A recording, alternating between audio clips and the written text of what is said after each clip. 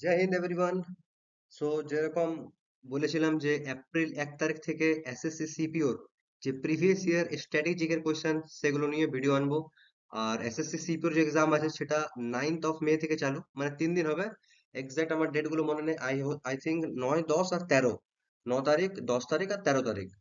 তো এটা এইগুলোতে যতগুলো কোয়েশ্চেন আছে সব সিপিও তে প্রিভিয়াস ইয়ারের কোয়েশ্চেন। ঠিক আছে, সিপিও প্রিভিয়াস ইয়ারের কোয়েশ্চেন যেগুলো শুধু স্ট্যাটিক জিকে নিয়ে নিয়েছে। ঠিক আছে, স্ট্যাটিক জিকে নিয়ে নেওয়া আছে সিপিওর জন্য, এগুলো আছে। ঠিক আছে, এরপরে এমটিএস এর এক্সাম হবে জুলাই, সিএইচএসএল আছে, সিজিএল আছে, আরপিএফ এর এক্সাম হবে। তো স্ট্যাটিক জিকে জিকে যে জিসেই আসুক, সে এসএসসির যে কোনো পার্টে হোক, ঠিক আছে, এসএসসির যে কোনো পার্ট হোক, সেটাতেই তোমার যে স্ট্যাটিক জিকে আছে সেটা কাজে দেবে। এমন না কি এটা স্ট্যাটিক জিকে এসএসসি সিপিও তো অন্য কোনো এক্সামে কাজে দেবে না, এটা একদম ভুল। মানে কারোর মধ্যে যদি ধারণাটা থাকে যে সিপিওর কোশ্চেন এমটিএস দেয় না বা এমটিএস এর কোশ্চেন জিডি দেয় না, এটা ভুল। তোমরা কখনো এমটিএস এর কোশ্চেন গুলো আর জিডির কোশ্চেন গুলো পড়ে দেখবে বিগত 2 বছর 3 বছরের মধ্যে হুবহু একদম সেম টু সেম অনেক মিল পাবে, অনেক মিল, মানে স্পেশালি স্ট্র্যাটেজিকের তো অনেক মিল পাবে। ঠিক আছে, তো যাই হোক, চলো আমাদের আজকের যে ভিডিও সেটাকে আমরা শুরু করি। ফার্স্ট কোশ্চেন হচ্ছে Srijit Nambiar or Parvati Menon were conferred the fifth Bharat Kala Ratna Award for which dance? তোমাকে এটা ধ্যান দেওয়ার দরকার নেই যে ফিফথ ভারত কালা রত্ন অ্যাওয়ার্ড কে পেয়েছে। ঠিক আছে, শুধু নামটা মনে রাখো যে সৃজিত নামবিয়ার আর পার্বতী মেনন, এই যে দুজন ব্যক্তি, সৃজিত নামবিয়ার আর পার্বতী মেনন, কোন ডান্সের সঙ্গে জড়িত? এইটাই কোয়েশ্চেন, কোয়েশ্চেন এটুকুই যে সৃজিত নামবিয়ার আর পার্বতী মেনন কোন ডান্সের সঙ্গে জড়িত। শুধু ওইটাকে আর একটা ইনফরমেশন দিয়ে দিয়েছে যে সৃজিত নামবিয়ার আর পার্বতী মেনন যে আছেন তিনি ফিফথ ভারত কালা রত্ন অ্যাওয়ার্ড পেয়েছে। ঠিক আছে, তো যাই হোক, এই যে সৃজিত নামবিয়ার আর পার্বতী মেনন, এরা ভারতনাট্যম ডান্সের সঙ্গে জড়িত। কোন ডান্সের সঙ্গে? ভারতনাট্যম। সৃজিত নামবিয়ার আর পার্বতী মেনন যে আছে, এরা ভারতনাট্যম ডান্সের সঙ্গে জড়িত। ভারতনাট্যম ডান্স কোথাকার ডান্স? তো ভারতনাট্যম ডান্স একটা ক্লাসিক্যাল ডান্স, এটা তামিলনাড়ুতে হয়। কোথায় হয়? এটা তামিলনাড়ুতে হয়। ভারতনাট্যম ডান্স যেটা আছে সেটা তামিলনাড়ুতে হয়। আচ্ছা, আরো যদি কিছু ভারতনাট্যম ডান্সারের নাম বলি, তো কে কে আছে? একটা আছে ইয়ামিনী কৃষ্ণমূর্তি। কি বললাম? ইয়ামিনী কৃষ্ণমূর্তি। সোনাল মানসিং, সোনাল মানসিং। তারপর আছে তোমার রুক্মিণী দেবী অরুণডলে, রুক্মিণী দেবী অরুণডলে। টি বালা সরস্বতী, টি বালা সরস্বতী। আলারমল ভল্লি, আলারমল ভল্লি। তারপর আছে S K Saroj, S K S K Saroj, S K Saroj. তারপর হচ্ছে লীলা স্যামসন, লীলা স্যামসন। এই ব্যক্তিগুলো যারা আছে এরা এরা ফেমাস ডান্সার কিসের? ভারতনাট্যমের। ইয়ামিনী কৃষ্ণমূর্তি, সোনাল মানসিং, রুকমণি দেবী Arundale, T Bala Saraswati, Alarmel Valli, S K Saroj, Leela Samson, এরা সবাই ভারতনাট্যম ডান্সের সঙ্গে জড়িত। আর আরেকটা জিনিস আমি বলে দিচ্ছি যেটা অনেকের ক্ষেত্রে কনফিউশন হতে পারে, কারণ জিডির জন্য যে কোশ্চেন গুলো আনছিলাম সেখানেও হয়েছিল। তো আমি বলে দিচ্ছি যে একটা ডান্সার যে আছে না, সে একের বেশি ডান্সের সঙ্গে যুক্ত থাকতেই পারে, সেটা কোনো অস্বাভাবিক জিনিস নয়। যেমন আমি যদি একটা নাম বলি, ইন্দ্রাণী রহমান, এই নামটা যদি ভালো করে দেখো, তো এ ভারতনাট্যমের সঙ্গে যুক্ত, এ কুচিপুড়ির সঙ্গে যুক্ত, এ কাথাকালির সঙ্গে যুক্ত, আর ওড়িশি ডান্সের সঙ্গে যুক্ত। ঠিক আছে, এরকম অনেকজন আছে যারা একের বেশি ডান্সের সঙ্গে যুক্ত। ঠিক আছে, যাই হোক, এবার আমাদের নেক্সট পার্ট দেখি। কত্থক যদি বলা হয় তো কত্থক কোথাকার? কত্থক উত্তরপ্রদেশ, কত্থক উত্তরপ্রদেশের ডান্স। কত্থকের ফেমাস ডান্সার কারা? একটা আছে বিরজু মহারাজ, বিরজু মহারাজ কত্থক লখনৌ ঘরানার সঙ্গে জড়িত ছিলেন। বিরজু মহারাজ লখনৌ ঘরানা। ঠিক আছে, বিরজু মহারাজ, আচ্চন মহারাজ, আচ্চন, আচ্চন মহারাজ। তারপর আছে তোমার লচ্চু মহারাজ, লচ্চু মহারাজ। বিরজু মহারাজ, আচ্চন মহারাজ, লচ্চু মহারাজ। আরেকটা মহারাজ আছে, কে আছে? শম্ভু মহারাজ, শম্ভু মহারাজ। ঠিক আছে, বিরজু মহারাজ, আচ্চন মহারাজ, লচ্চু মহারাজ, তারপর তোমার এটা আছে শম্ভু মহারাজ। ঠিক আছে, আরেকটা নাম আছে চন্দ্রলেখা, চন্দ্রলেখা। এরা যারা আছে এরা সবাই কত্থক ডান্সের সঙ্গে জড়িত। আর এই যে ডান্স গুলো নিয়ে ডিটেলড ভিডিও যেটা আছে সেটা অ্যাপে দেওয়া আছে। তো অ্যাপে যারা যুক্ত আছো তাদের মধ্যে যদি কেউ কোনো দেখোনি, তো ওটা দেখতে পারো। ঠিক আছে, আর স্পোর্টস এর কিছু কিছু ভিডিও ছাড়ছি। ঠিক আছে, তো দুটো পার্ট ছাড়া হয়েছে, তার মধ্যে প্রথম পার্টে আমি নিজেও ভুলে গেছি যে কি নিয়ে ছেড়েছি। তো যাই হোক, তো টোটাল দুটো পার্টে 4টা স্পোর্টস কভার করা হয়েছে। আর একটা পার্ট আসবে, সেটাতেই প্রায় অলমোস্ট কভার হয়ে যাবে। আর আরো যদি ছোট ছোট যেমন ওয়াটার পোলো, খোখো, এমনি যেগুলো একদম ছোট ছোট জিনিস, মানে বেশি কিছু না, সেগুলো প্রায় 1 থেকে 2টা ভিডিওর মধ্যে কমপ্লিট হয়ে যাবে। ঠিক আছে, যাই হোক, তো কত্থক ডান্সার পড়লাম। কুচিপুড়ি যদি কথা বলি, কুচিপুড়ি, কুচিপুড়ি কোথাকার ডান্স? আন্ধ্রপ্রদেশের। আর মোহিনীঅট্টম কোথাকার? মোহিনীঅট্টম কেরালার। কেরালার দুটো ক্লাসিক্যাল ডান্স আছে, একটা মোহিনীঅট্টম আর একটা আছে কথাকলি। তো কুচিপুড়ি কোথাকার? আন্ধ্রপ্রদেশ। কুচিপুড়ি ডান্সের নাম যদি বলা হয়, সেটা আছে ভেমপতি চিন্না সত্যম। ভেমপতি চিন্না সত্যম। ভেমপতি চিন্না সত্যম। তারপর আছে রাজা রেড্ডি। রেড্ডি টাইটেল পেলে কুচিপুড়ি করে দেবে, মহারাজ টাইটেল পেলে কত্থক করে দেবে, আর মহাপাত্র টাইটেল পেলে ওড়িশি করবে, ঠিক আছে? রাজা রেড্ডি। তারপর আছে রাধা রেড্ডি। স্বপ্ন সুন্দরী। স্বপ্নের সুন্দরী, ঠিক আছে? তো স্বপ্নের সুন্দরী, এরা সবাই কুচিপুড়ি ডান্সার। ফ্রেন্ডস বলে দিচ্ছি এসএসসি জিডি নিয়ে। এসএসসি জিডির এক্সাম তো হয়ে গেল, যেটা আনসার কি যদি কথা বলি তো 5 এপ্রিলের মধ্যে দিয়ে দিতে পারে, 5 থেকে 6 এপ্রিলের মধ্যে দিয়ে দিতে পারে। যাদের মনে হচ্ছে যে এক্সাম সেরকম হয়নি, বা যাদের রেজাল্ট দেখবে যে হয় নাই, তো সেরকম কোনো বেশি টেনশন নেওয়ার নেই। কারণ আবার ফর্ম বেরোবে, ওই ওই আগস্ট বা অক্টোবর থেকে বেরোবে। আর জানুয়ারি 2025-এ এর এক্সাম হবে, ঠিক আছে? তো তোমরা এখন থেকে এই যে জিডি আছে, 2025-এর যে জিডি, সেটার জন্য প্রিপারেশন নেওয়া অবশ্যই শুরু করে দাও। তারপর যদি মোহিনী আট্টাম নিয়ে কথা বলি, মোহিনী আট্টাম, মোহিনী মোহিনী আট্টাম ডান্সের নিয়ে যদি কথা বলা হয়, তো মোহিনী আট্টম ডান্সারদের মধ্যে একজন যেটা খুবই ফেমাস, সুনন্দা নায়ার। সুনন্দা নায়ার। সুনন্দা নায়ার। সুনন্দা নায়ার। আরেকটা আছে খুব বড় নাম, কল্যাণী কুট্টি আম্মা। কে আম্মা লিখে দিয়েছি, কৃষ্ণা মন্ডলম কল্যাণী কুট্টি আম্মা নামটা আছে। তো এই দুই ব্যক্তি, সুনন্দা নায়ার তার মধ্যে খুবই ফেমাস মোহিনীঅট্টম ডান্সার মধ্যে। আর কে আম্মা বা কৃষ্ণা মন্ডলম কল্যাণী কুট্টি আম্মা, ওটাই কে আম্মা। নেক্সট কোশ্চেন যদি দেখি, matters of discretion. Matters of discretion এটা একটি বই। তো এটি একটি অটোবায়োগ্রাফি। এটা কোন প্রধানমন্ত্রী লেখা, ভারতের কোন ফর্মার বা এক্স প্রধানমন্ত্রী লেখা matters of discretion? Matters of discretion ভারতের কোন তোমার ফর্মার প্রাইম মিনিস্টারের লেখা? তো ম্যাটার্স অফ ডিসক্রিশন যে বইটি, এটা ইন্দর কুমার গুজরাল লেখা, Inder Kumar Gujral. Matters of discretion বইটা ইন্দর কুমার গুজরাল লেখা। কার?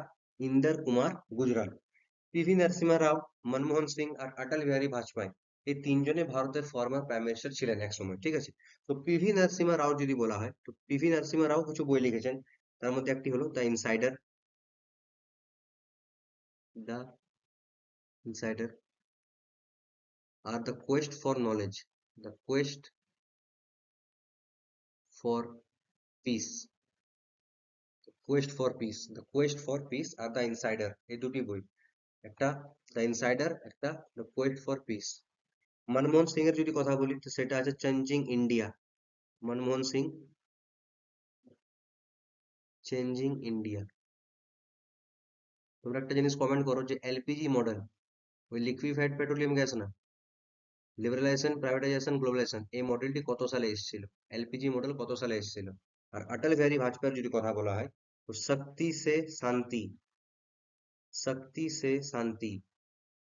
যে মানে এটা এমনি ভাবে বলতে পারো যে যে কান্ট্রির নিউক্লিয়ার বোম আছে, সেই কান্ট্রিকে নর্মালি কেউ ডাইরেক্ট ওয়ারের মতন অ্যাটাক তো করবেন, ঠিক আছে? কারণ যদি কখনো এরকম হয়, তো পৃথিবী প্রায় শেষ, ঠিক আছে? তো পিভি নরসিমহা রাও লেখা বই দ্য ইনসাইডার আর the quest for peace. Matters of discussion কার লেখা? ইন্দর কুমার গুজরাল। মনমোহন সিং এর লেখা বই চেঞ্জিং ইন্ডিয়া। আর অটল বিহারী বাজপেয়ী লেখা বই শক্তি সে শান্তি। শক্তি সে শান্তি। নেক্সট, কত্থক গুরু শোভনা নারায়ণ। কত্থক গুরু শোভনা নারায়ণ। শোভনা নারায়ণ কত্থকের সঙ্গে জড়িত। শোভনা নারায়ণ কত্থকের সঙ্গে জড়িত। তো 1992 সালে, 1992-তে কত্থক গুরু শোভনা নারায়ণ কি পুরস্কার পেয়েছেন? পদ্মভূষণ, নৃত্য শিরোমণি, পদ্মভূষণ না পদ্মশ্রী?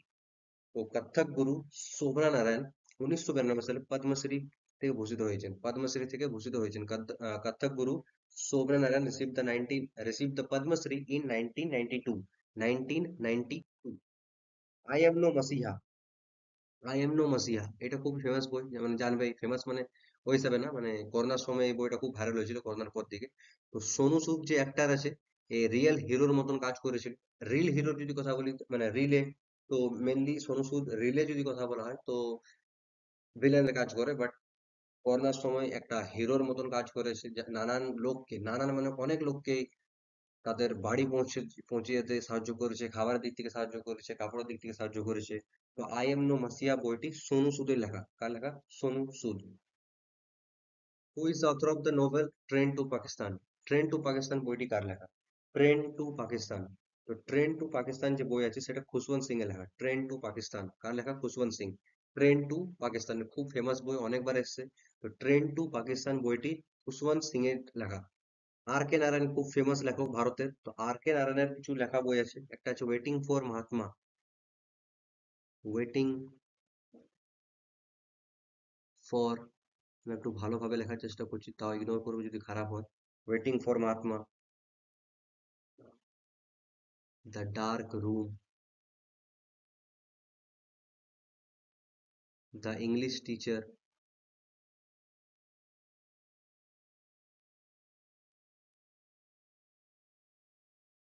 আর টকেটিভ ম্যান।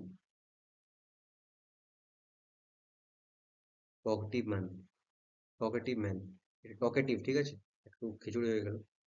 তো waiting for Mahatma, the dark room, the English teacher, আর talkative man. Talkative man. Vikram Seth, Vikram সেঠের যদি বলা হয় তো ফেমাস বই সেটা হলো টু লাইভস, ফেমাস বই। আরেকটা আছে সুইটেবল বয়, উপযুক্ত ছেলে। দেখাতো না পেপার গুলো, পাত্র চাই, লম্বা এত হওয়া চাই, সরকারি চাকরি থাকা চাই, সুন্দর বর্ণ না কি কি বর্ণ হওয়া চাই। তো যাই হোক, তো এই সুইটেবল বয়, টু লাইভস আর সুইটেবল বয়। আর চেতন ভগতের লেখা বই আছে তোমার three mistakes of my life. Three mistakes of my life. আরেকটা বই আছে হাফ গার্লফ্রেন্ড। ওটা এক্সামে দিতেও পারে জানি না, বাট তাও বলে দিলাম, হাফ জিএস লিখে দিচ্ছি। যাই হোক, ঠিক আছে, এটাও ওই চেতন ভগতের লেখা বই। But the three mistakes of life যে আছে সেটা ফেমাস। এছাড়াও তোমার সালমান রুশদি আছে, সালমান রুশদি খুব ফেমাস একজন লেখক, সালমান রুশদি। সাতানিক ভার্সেস তার লেখা বই আছে, মিডনাইট চিলড্রেন আছে, তারপর তোমার আহ আরেকটা কি বেশ আছে, মানে দু তিনটে আছে, তার মধ্যে মিডনাইট চিলড্রেন আর সাতানিক ভার্সেস খুব ফেমাস বই, ঠিক আছে। তো এই কুইন চটি, হ্যাঁ, সালমান রুশদি বলে একজন লেখক আছে, লিখে দিচ্ছি এখানে, এর এর বই অনেক পেয়েছি। আর তোমরা যদি যারা এসএসসি দাও দেখতে পাবে যে এর বই খুব দিয়েছে। মিডনাইট চিলড্রেন, মানে যে বাচ্চাটা রাতে জন্ম নিয়েছে, ঠিক আছে, মিডনাইট চিলড্রেন, সাতানিক ভার্সেস,